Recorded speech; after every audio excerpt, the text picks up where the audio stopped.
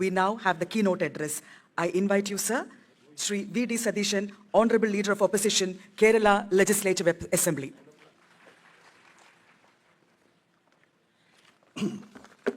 Honorable Chief Minister, Honorable Ministers, and distinguished guests on and off the dais, and my dear friends, I won't take much time.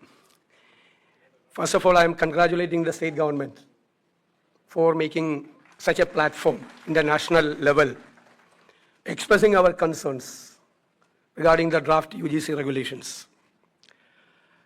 When it came out first, I wrote a letter to the Honorable Chief Minister demanding a resolution.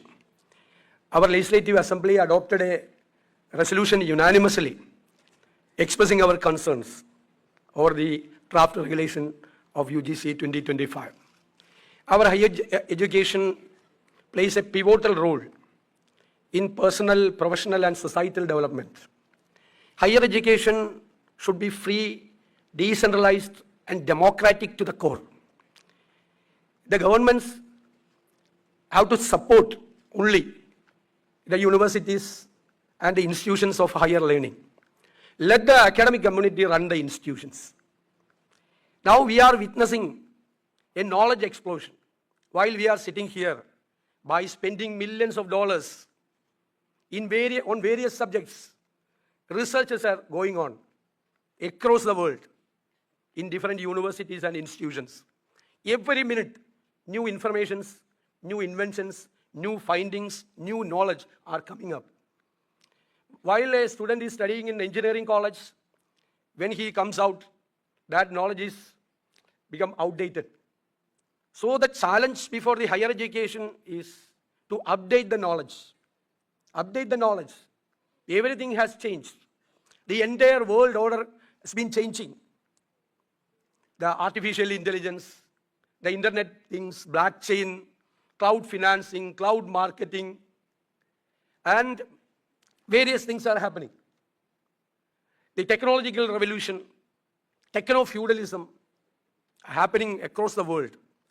So we need to have our concentration on the higher education. The UGC can issue guidelines not to turn the systems upside down. They can issue the guidelines within the framework of the Constitution. Constitution is very ultimate. Now I am of the opinion that the higher education system is at crossroads. So one of the most contentious aspects of the draft regulation is a revised process for appointing vice chancellors. The new guidelines propose a selection committee comprising members nominated by the chancellor, the UGC chairman, and the university's executive council or senate. This gives the union government an upper hand. As per the constitution, the matter of education is in the concurrent list. However, the draft UGC regulations take out the state government from the stakeholder in the subject matter of education.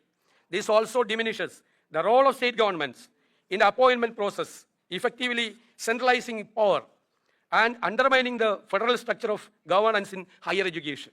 As of January 29, 24, the total number of universities in India is 1,113.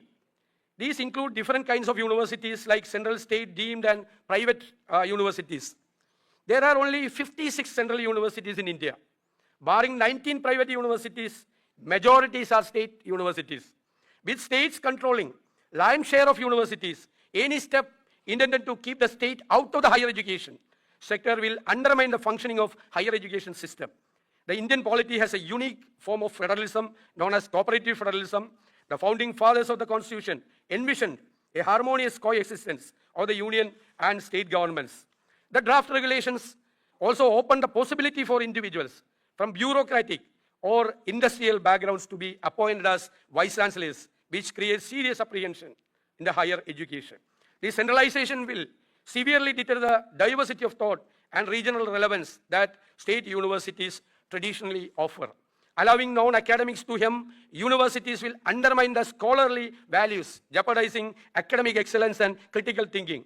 The provision in the draft that the non-compliance with the UGC mandates, and the Deputy CM spoke about the penal provisions, UGC mandates could result in higher education institutions being barred from essential funding schemes or even derecognized is a measure to arm twist the state, which will not be allowed at any cost. Such punitive measures are unheard of and are tacit steps to inject ideologies of ruling parties. The professors of practice, which allows individuals without traditional academic qualifications to hold faculty positions, will lead to further degradation of academic performance of institutions. Proposed reforms raise concerns about reducing autonomy, politicizing academic institutions, and threatening academic independence. To ensure that reforms benefit rather than damage India's higher education system, a more inclusive and consultative strategy is required, one that aspects the federal structure and the particular educational demands of different regions. Why this draft regulation now? That is a question. The answer is, fascism acts strangely in unprecedented manners. What should be done? My suggestion is that we have to act strongly, legally, constitutionally, to ensure rule of law and constitutional values. Thank you.